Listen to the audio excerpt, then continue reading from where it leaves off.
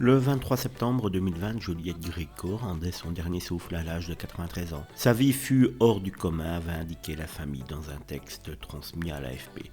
En 2016, elle avait été victime d'un AVC qui l'avait poussée à interrompre sa tournée d'adieu. Chanteuse mythique, muse parisienne et comédienne hors pair, elle a ainsi rejoint l'un de ses amours, Michel Piccoli, mort en mai de la même année. Juliette Gréco et Michel Piccoli ont vécu une histoire tumultueuse. Leur première rencontre a eu lieu lors du tournage du court-métrage Saint-Tropez devoir de vacances en 1952. Longtemps après, en 1966, ils se sont mariés jouant malicieusement avec les médias.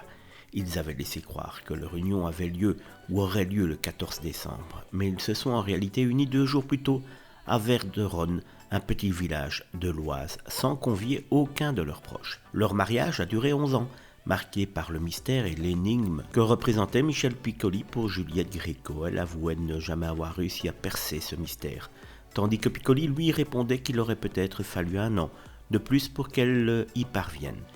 Il aimait cultiver le secret, le doute et les relations ambiguës, ce qui a finalement contribué à la fin de leur mariage.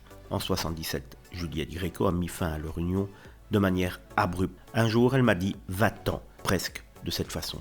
Cela a été douloureux de mon côté en tout cas, racontait Michel Piccoli dans son livre « J'ai vécu dans mes rêves » paru en 2015. Malgré cette rupture, les 2 ex-amants gardaient une immense tendresse l'un pour l'autre.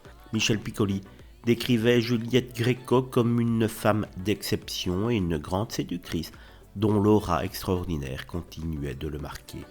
Après leur divorce, Juliette Gréco a retrouvé l'amour dans les bras de Gérard Jouanest. Aujourd'hui, Juliette Gréco et Michel Piccoli sont donc réunis au paradis, leur vie et leur histoire d'amour restant à jamais gravées dans la légende et dans notre mémoire.